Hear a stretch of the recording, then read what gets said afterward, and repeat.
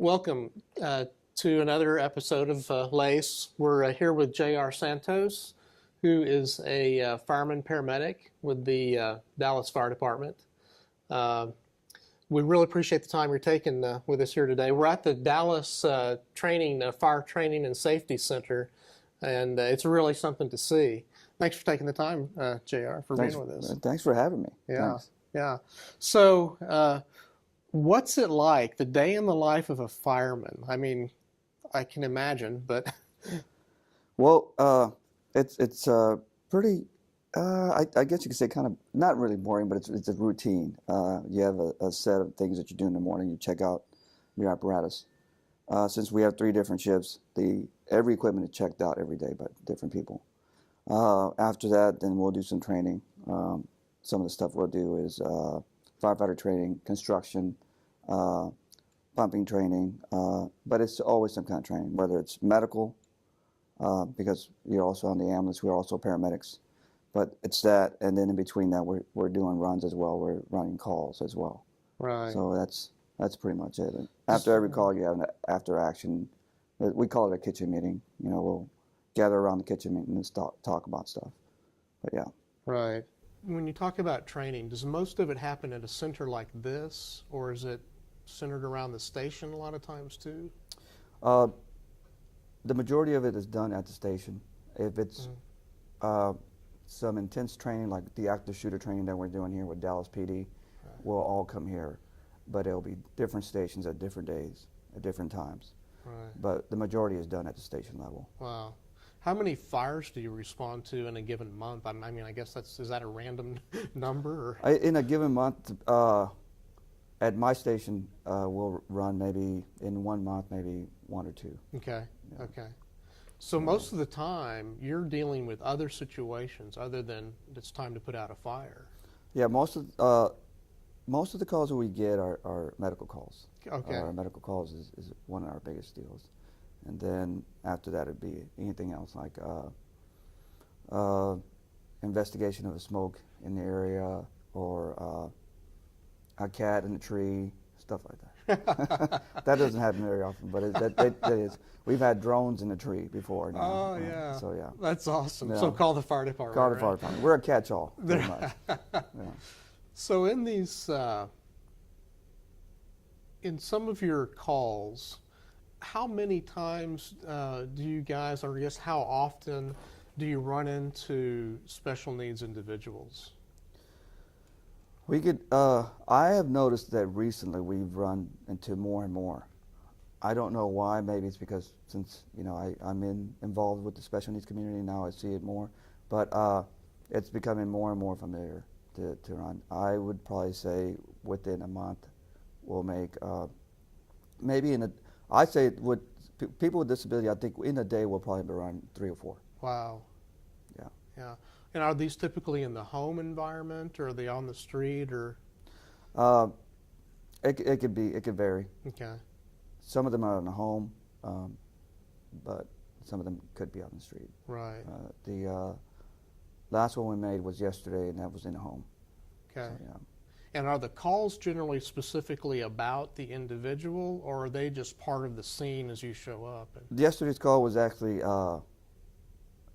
just part of the scene. Mm. It was the parents were there, and they had a medical problem that needed to be taken care of, and they just happened to have a son with autism. Okay. So, yeah.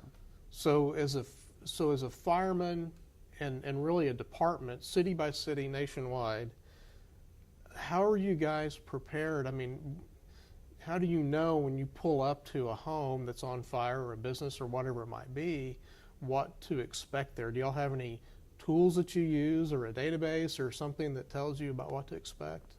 Right now, we have we don't have a registry, but I know that the state of Texas has one. Okay. And I don't believe it feeds into Dallas. Okay. But it'll depend on the person out there, the parent or the caregiver saying, I have someone with special needs inside that needs. Oh, okay. So maybe they'll meet you at the door or whatever. Yeah. Maybe not at the door, but at the street side. At the street, yeah. Okay. So taking a little different tack on that, as a fireman that's been out there on the streets, I mean, you've shared a lot of stories with myself. What are some things you would like families that have special needs individuals, what would you like to kind of talk to them about as a first responder, what they could do to help themselves, help the individuals in their care, that would better maybe prepare the family for emergency events? Just to take an active role. As far as the fire department, police, we're not coming to you seeking information. You need to come out and seek us, and go out to the local fire station and say, hey, this is my name, this is my son, he has autism, and take him. Some of the guys might not know anything about autism, so take them, print something off the computer with information on autism. Put your son's name on the bottom and hand it to the guys, especially the address. Yeah. And most fire stations have a board, and they'll pin it up on the board and say, so-and-so address, they have a special needs child there, someone with autism. So that you're raising awareness with them, so they'll know if they have to respond. Okay. National night out is a big deal. So conduct a national night out, have them meet at your place, and request for police and fire to show up. Right. Okay. Some of this information is shared across the board, so it's shared over to PD as well as fire. Okay. And in Dallas, if you share it with fire, it goes over to the EMS side as well, so the ambulance would know exactly what's going on. So yeah, just take a more active approach. Take them donuts, take them bottled water, go to the station and meet them. Your kid gets to get on the engine, they get to meet, they get to get on the ambulance and so forth. So it's a common deal. It's beneficial for both parties. Yeah, that's awesome. So like if you walk up to someone, you're on a call and you see an individual, I mean, have you ever just kind of walked up to a special needs person in the middle of the street and said, hey, who's this, or what's going on here, or maybe a missing person? We've actually made runs. A couple of months ago, we made a run on a special needs individual, and since I'm a father of a special needs child, I can tell some of the traits that they were doing, and so I told the guys let's handle the situation a little bit different, because I believe that he has special needs. Right. And that can, some of the guys, since they're not familiar with special needs, they would automatically think, well, it's some kind of drug-induced, or maybe he's drunk or whatever. But since I come from that angle, knowing special needs, so it happens. Some kids with autism, they wander, but yeah. Right, right. What can a parent do for like the kids that wander and things like that? I mean, I don't know, prepare for the day if, where's Johnny? I would recommend to label, or at least put their name on their shirts, a phone number. That's a great idea. It's easy. You can just use it with a Sharpie. It doesn't have to be on the outside, just on the back of the collar or on their socks. The inside sole of their shoe. Okay. Because I made a call where there's a kid, and he'd do this often. He would run out, and he would take all his clothes off. But the only thing he wouldn't take off was his shoes. Wow. So if he doesn't take his shoes off, then they'll go ahead and mark his shoes. A lot of the kids don't like the way that the dirt feels on their feet, on the bottom of their bare feet, so they'll keep their shoes on. Okay. So they just mark his shoes and mark his shirt. It's really easy, just a Sharpie. Okay. Phone number would help a lot. That way we can call. That's a great idea. Yeah. Okay. So let's talk about kind of going back to being a fireman. From the outside, obviously, our communities have great respect for what you do. It does look like a true brotherhood. I mean, looking at the patches here and hearing some of these stories, how does that, how do you guys kind of have one another's backs across, all these departments? It's just incredible.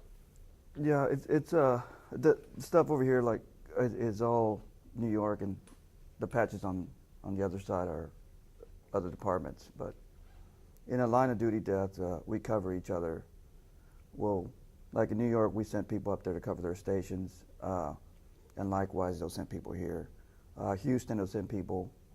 So it's just covering the apparatus to make sure they stay in service, so they can go to the funeral for their brothers. So if a fireman is lost in the line of service, you guys close down for the funeral, but you're not closed down. You can't close down. No, we'll actually have off-duty firemen that will go up there. Okay. So the stations in Dallas are still manned. Okay. But we'll have off-duty firemen that'll go to New York and man their Wow. stations, or Houston or Wichita, wherever it might be. And we'll have Dallas firemen on New York apparatuses making their call.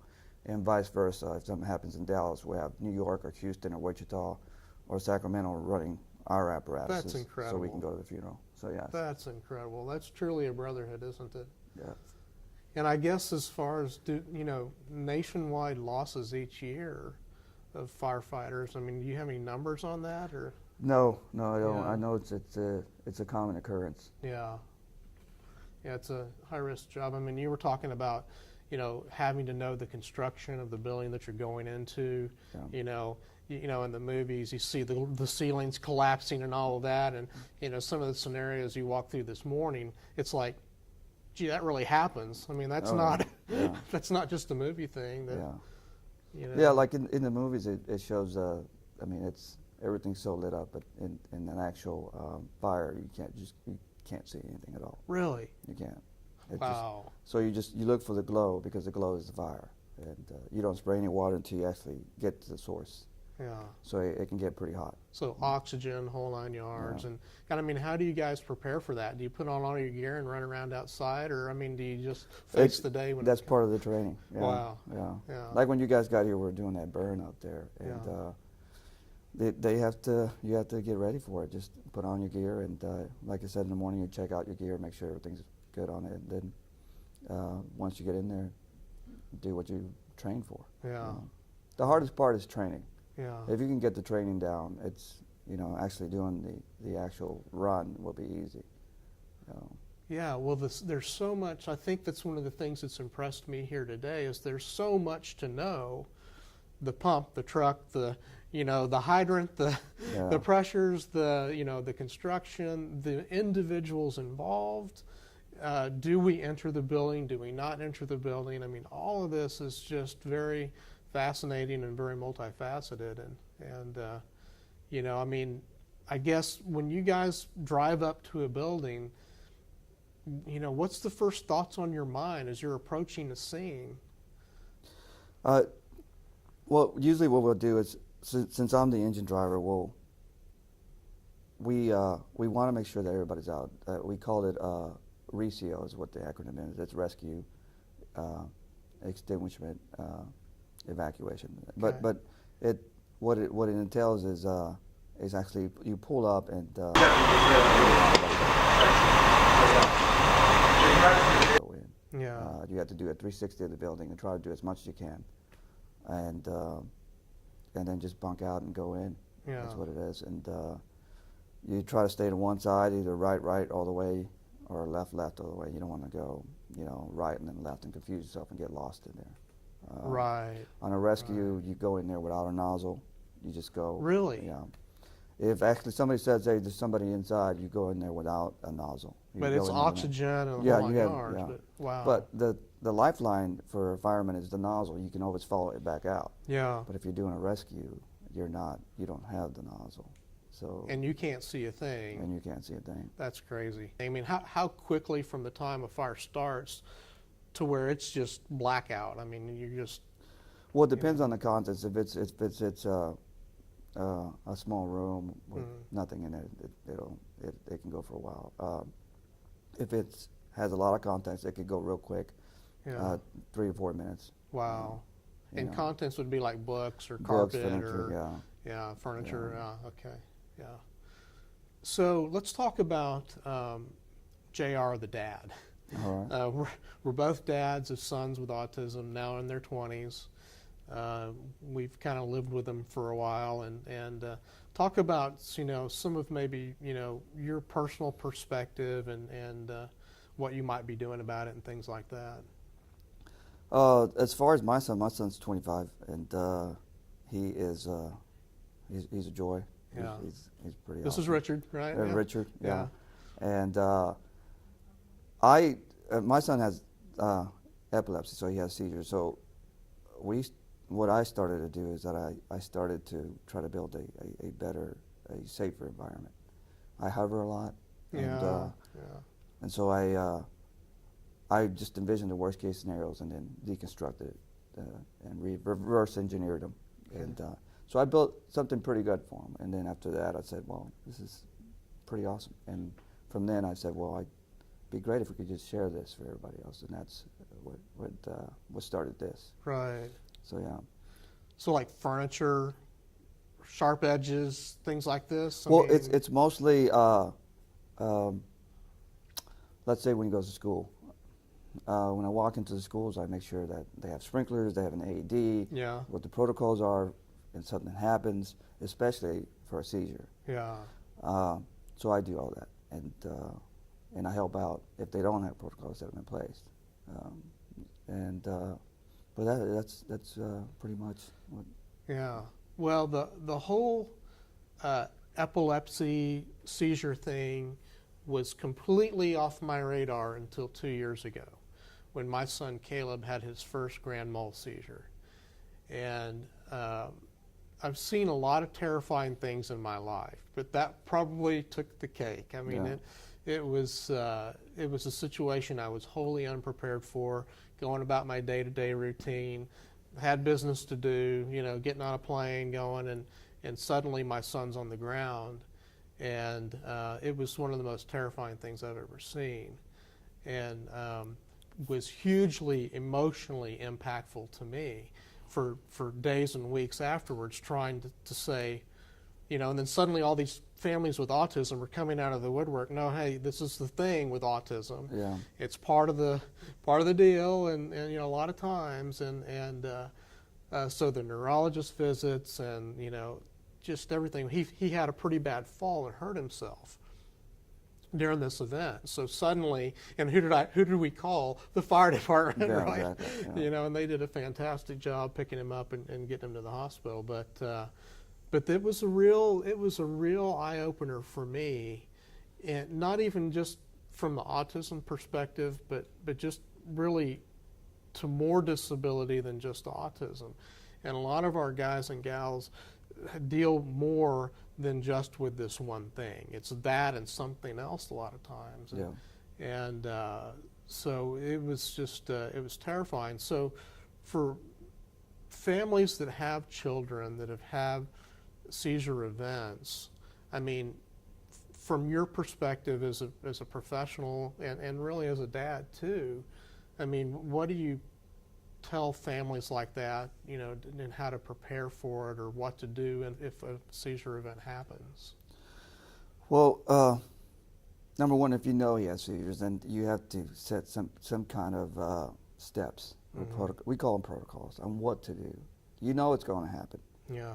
So let's go ahead and put something in place. Like I said before, reach out to EMS and let them know my son has seizures. And you can do that, and then get with your doctor and find out how can you do any interventions before they show up. Right. Things like that. And as far as a fireman or a paramedic as well, you have to look at it from our point of view, because we're getting this person that we get him in the back of the ambulance and he becomes alert. Like my son, if you get a needle out, Yeah. and try to start an IV on him, oh no. It's going down. It's not going to be a good deal. So if you leave that person back there by themselves, and then you have these two medics that are trying to attend to him, and then he becomes uncooperative, it could become a combative patient. And now we have no other choice but to call for backup, and the police gets there. And if police is not aware of autism, and at this time it's become so intense, there's really no time for questions. Yeah. So it can get really bad. Yeah. As far as our side, because we do active shooter training, and everybody thinks, oh, we all run hide. Right. Our kids can't do that. Right. You take them out of the schedule, you put them in a high stressful situation. they're not going to respond correctly. Yeah. So you have to look at it from a parent's point of view, and I have to look at it from a paramedic's point of view, is that, in a firefighter, is that everything has to be addressed differently. You just can't take a protocol off online and patch it up on a wall and think this is going to work for us. Right. You know? So as far as parents, just get more involved, try to look at it from our view as well. I just happen to be blessed that I'm able to look at it from 2 different angles. Yeah. You know, and but yeah. Well, having lived through that very scenario, Yeah. that this is the first seizure he's ever had, in the 15 minutes when they were kind of getting him out to the ambulance, he still was not coherent. By the time they got him to the hospital, he was still not fully coherent. But I could absolutely see a situation where they get him into the back of the ambulance. I wasn't there, you know, maybe I didn't communicate very well. Mm-hmm. If he woke up, same scenario, he saw that needle, it's gonna get physical. Exactly. Right? Yeah.